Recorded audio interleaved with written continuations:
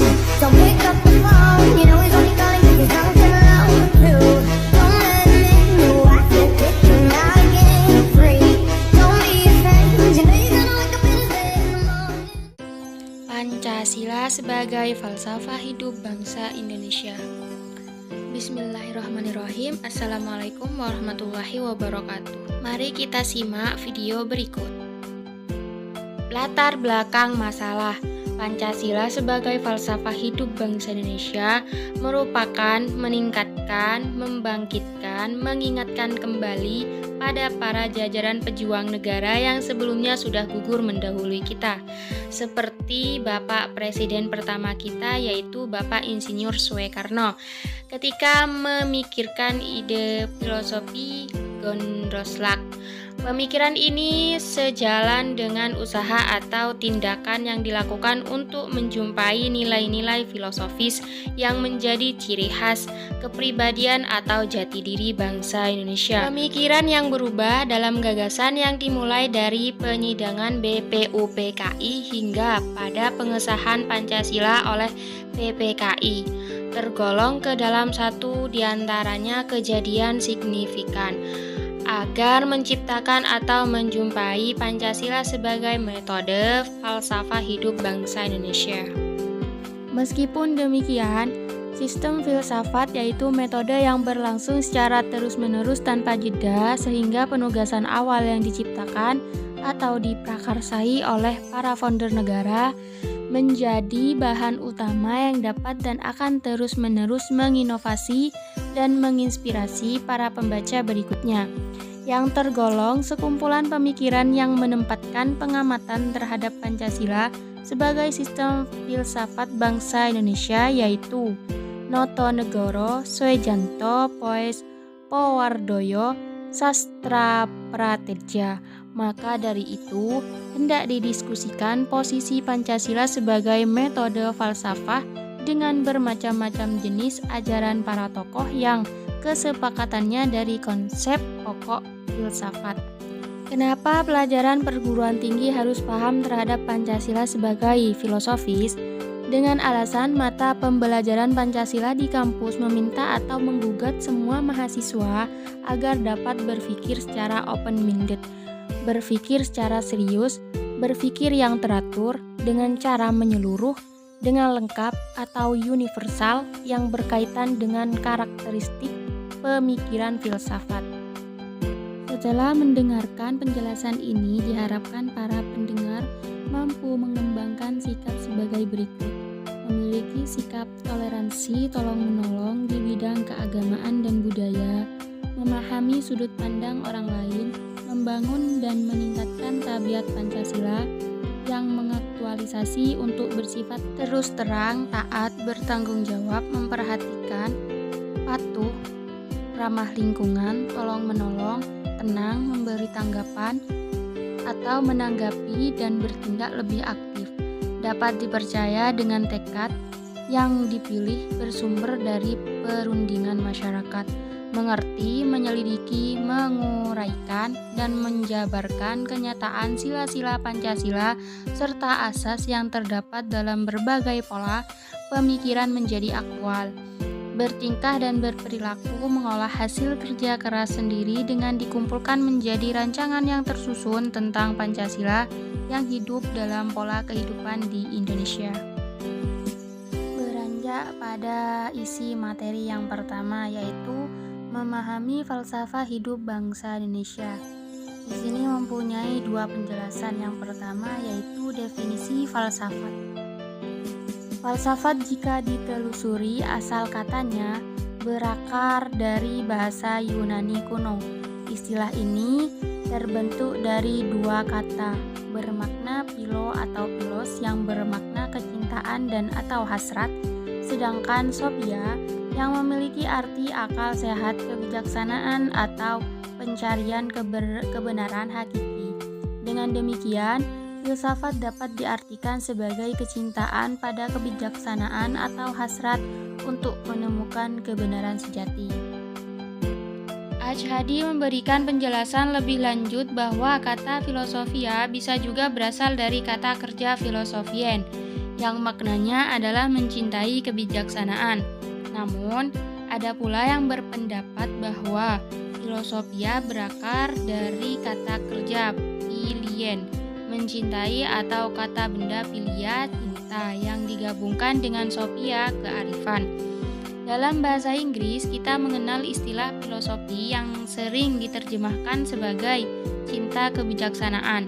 Adapun di Indonesia, kita menggunakan kata filsafat dengan bentuk kata sifatnya, filsafati, bukan filosofis. Berfilsafat bisa dipahami sebagai aktivitas berpikir secara mendalam dan komprehensif. Ini melibatkan perenungan yang dilakukan dengan metode tertentu, sistematis, menyeluruh, dan bersifat universal, dengan tujuan untuk mengungkapkan esensi atau hakikat dari suatu hal. De Runes mendefinisikan filsafat sebagai disiplin ilmu yang paling umum, yang di dalamnya terkandung upaya pencarian kebijaksanaan serta kecintaan terhadap kebijaksanaan itu sendiri. Sementara itu, Sri Sumantri 2003.24 menggambarkan filsafat sebagai cara berpikir yang radikal dan komprehensif, sebuah pendekatan untuk mengupas sesuatu sehingga ke akar-akarnya. Latif 2014.24 juga menyampaikan pandangan yang serupa mengenai sifat mendasar dari pemikiran filosofis. Penjelasan yang kedua yaitu tentang terbentuknya falsafah Indonesia. Pandangan hidup Pancasila terbentuk dari pemahaman bangsa Indonesia tentang dirinya dalam konteks interaksi tegak lurus dengan Tuhan dan konteks interaksi mendatar dengan sesama manusia. Dalam konsepsi dualitas ini, Pancasila menanamkan dua nilai fundamental dalam kesadaran kolektif, spiritualitas dan kebersamaan. Aspek spiritualitas mencerminkan keyakinan akan adanya kekuatan tertinggi yang mengatur dimensi, ruang, dan waktu kehidupan manusia. Sementara itu, nilai kebersamaan dalam keberagamaan menunjukkan kesadaran akan pentingnya hubungan antar manusia yang hidup bersama dalam wadah bernama Indonesia. Nilai kebersamaan ini terwujud dalam kesediaan masyarakat Indonesia untuk menerima dan menghargai perbedaan yang ada di tanah air. Indonesia ibarat sebuah taman dunia, di mana berbagai pengaruh dari luar telah tersebar selama berabad-abad melalui proses globalisasi. Nilai-nilai ini tumbuh subur dan memperkaya pemikiran serta budi pekerti bangsa Indonesia. Pancasila bukan sekedar simbol atau lambang fisik, melainkan cerminan jati diri bangsa yang melandasi cara hidup dan berpikir masyarakat Indonesia. Ideologi Pancasila lahir dari cara pandang masyarakat Indonesia terhadap diri mereka sendiri, khususnya dalam memahami hubungan manusia dengan Sang Pencipta, vertikal, dan sesama manusia, horizontal. Dalam perspektif ganda ini, Pancasila menanamkan dua nilai utama dalam kesadaran kolektif, spiritualitas, dan kebersamaan. Nilai-nilai ini kemudian berakar dan berkembang memperkaya pola pikir dan budi pekerti masyarakat Indonesia. Hasilnya adalah suatu falsafah hidup yang menjembatani spiritualitas individual dengan harmoni sosial, menciptakan identitas nasional yang unik dan beragam. Isi materi yang kedua yaitu landasan falsafah negara Pancasila. Pancasila memegang berbagai peran dan posisi penting dalam struktur ketatanegaraan Indonesia. Fungsinya mencakup landasan negara, ideologi bangsa, filosofi kenegaraan, pedoman hidup masyarakat, serta prinsip kehidupan berbangsa. Di samping beragam peran lainnya, masyarakat Indonesia memandang Pancasila sebagai elemen krusial, mengingat kemampuannya dalam memperkuat persatuan, memadukan keberagaman, serta membentuk jati diri bangsa. Apa yang menjadikan Pancasila sebagai identitas nasional yang khas, seperti yang telah disinggung sebelumnya, Jawabannya terletak pada keunikan Pancasila yang hanya dimiliki oleh Indonesia. Pancasila telah menjadi ciri khas negeri ini, menjadi penanda yang memisahkan negara Indonesia dengan negara lainnya. Setiap individu yang mengklaim dirinya sebagai warga negara Indonesia sudah sepatutnya memiliki pemahaman karakter dan tingkah laku yang sejalan dengan asas-asas Pancasila. Dengan demikian, Pancasila sebagai integrasi nasional mengandung arti semua rakyat Indonesia semestinya mengangkat Pancasila sebagai fondasi dalam menalar, bertingkah laku, dan bertindak dalam keseharian mereka. Metode pandang, sikap, dan perilaku yang berlandaskan Pancasila inilah yang menjadi pembeda antara negara Indonesia dengan negara-negara lain di dunia. Perlu ditekankan bahwa Pancasila sebagai integrasi nasional bukan sekedar simbol atau lambang fisik belaka, melainkan ia merupakan jati diri bangsa. Memasuki isi materi yang ketiga, yaitu Pancasila sebagai sistem falsafah. Apakah Anda familiar dengan kata filsafat? Mungkin Anda sering mendengar atau bahkan menggunakannya. Namun, apakah Anda benar-benar memahami maknanya? Mari kita telaah beberapa contoh penggunaan istilah filsafat dalam kehidupan sehari-hari. Yang pertama yaitu seorang pembisnis berkata, "Prinsip saya adalah memaksimalkan laba." Yang kedua, seorang tentara mengatakan, "Pedoman hidup saya adalah membela tanah air hingga tetes darah penghabisan."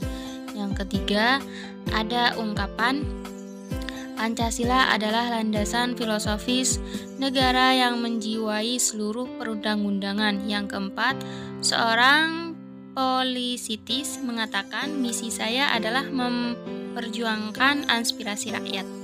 Jika diperhatikan, pernyataan 1, 2, dan 4 berbeda dengan pernyataan 3.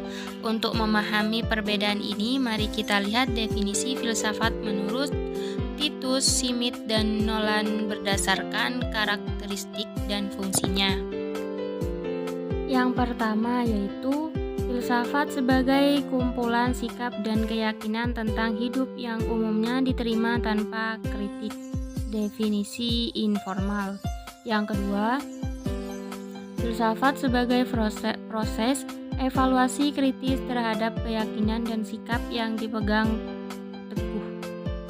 Ini definisi formal. Yang ketiga, filsafat sebagai upaya memperoleh pandangan menyeluruh. Ini termasuk definisi komprehensif.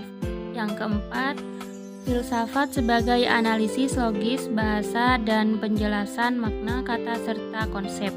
Ini definisi analisis linguistik. Yang kelima, filsafat sebagai kumpulan persoalan mendasar yang menjadi perhatian manusia dan dicari jawabannya oleh para filsuf. Ini definisi aktual fundamental. Menurut Nordberg, Pancasila sebagai metode falsafah adalah hasil kontemplasi secara luas para pemimpin Indonesia. Awalnya, kontemplasi ini bertujuan untuk merancang dan menyusun fondasi bangsa yang akan merdeka.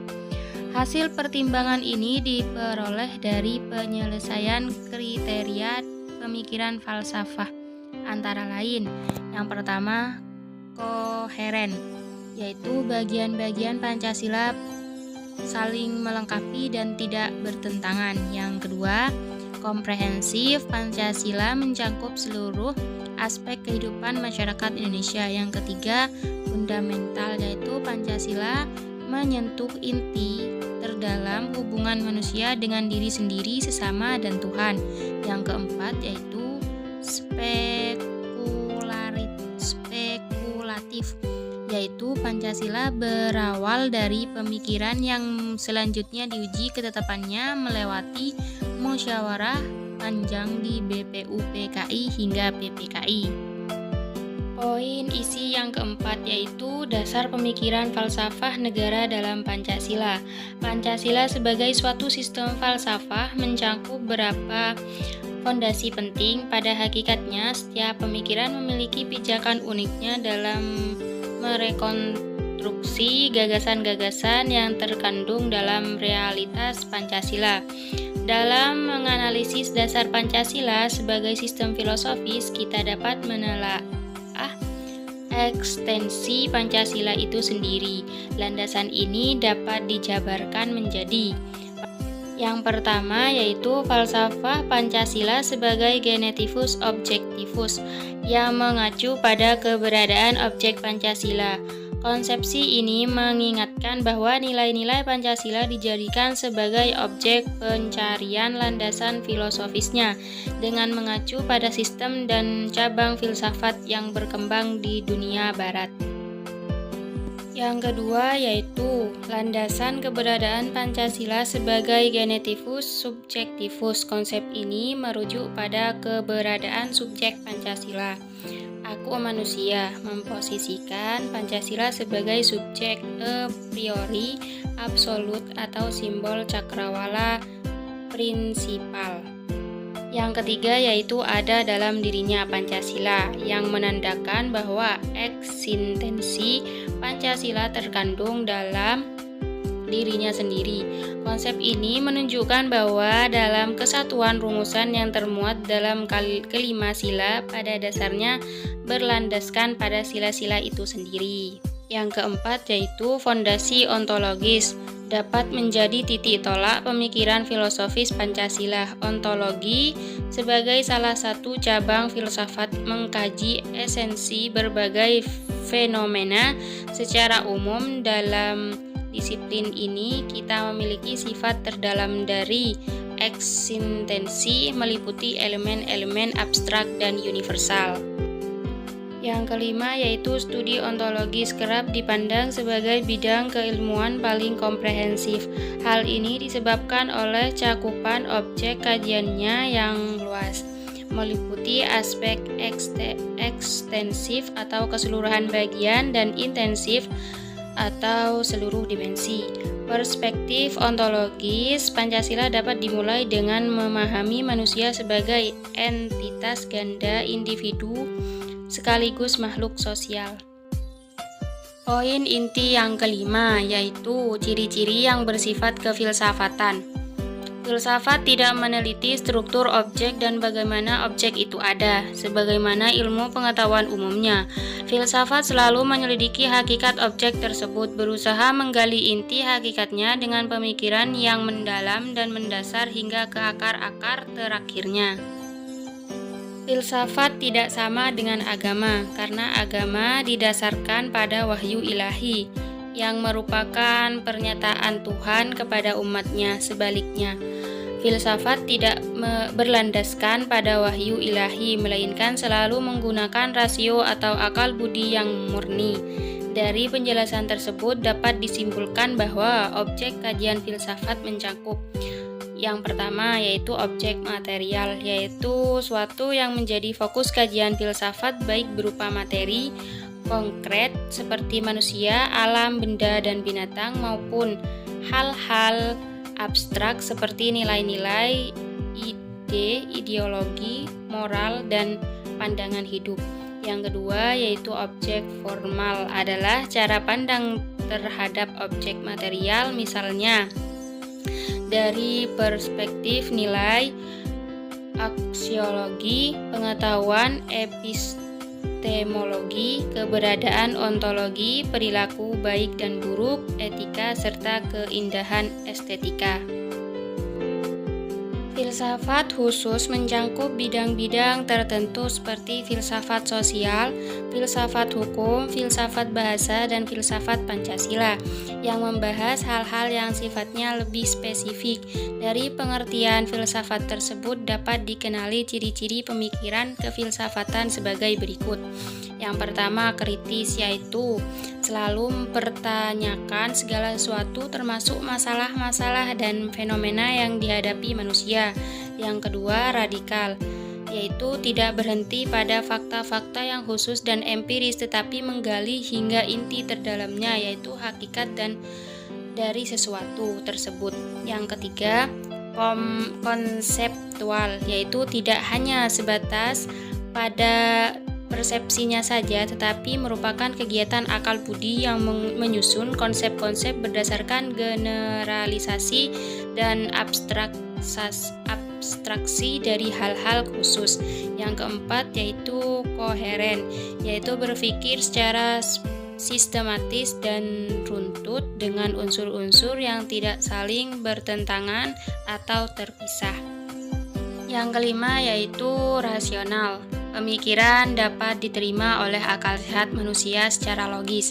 Yang keenam yaitu komprehensif. Kesimpulan diambil berdasarkan banyak pertimbangan dari berbagai sudut pandang yang berbeda. Yang ketujuh yaitu universal.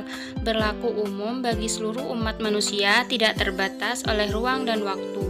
Misalnya dalam hal keadilan, kebenaran, dan kebaikan. Yang kedelapan yaitu spekulatif, menggunakan kekuatan akal manusia untuk menduga atau memprediksi jawaban dan fakta yang dihadapi. Yang kesembilan yaitu bebas, tidak terikat oleh kekangan sosial, politik, tradisi, agama, atau moral. Yang kesepuluh implikatif, yaitu jawaban atas suatu masalah tidak pernah final, tetapi selalu memunculkan pertanyaan baru. Contohnya, masalah keadilan yang jawabannya tidak pernah tuntas dan terus menimbulkan persoalan baru. Yang ke-11 yaitu reflektif. Dalam melihat kehidupan masyarakat, filsafat mempertimbangkan apa yang seharusnya dilakukan agar hidup menjadi lebih baik dan bermakna. Misalnya dalam menghadapi kemiskinan, tidak hanya meratapi nasib saja, tetapi mencari solusi agar tidak miskin. Pendekatan studi Pancasila dapat dilakukan secara ilmiah atau filosofis. Pendekatan filosofis terhadap Pancasila berarti membahas Pancasila hingga ke hakikat terdalamnya, objek formal, yang merupakan sistem pemikiran rasional, sistematis, mendalam, dan menyeluruh tentang hakikat bangsa, negara, dan masyarakat Indonesia, objek material.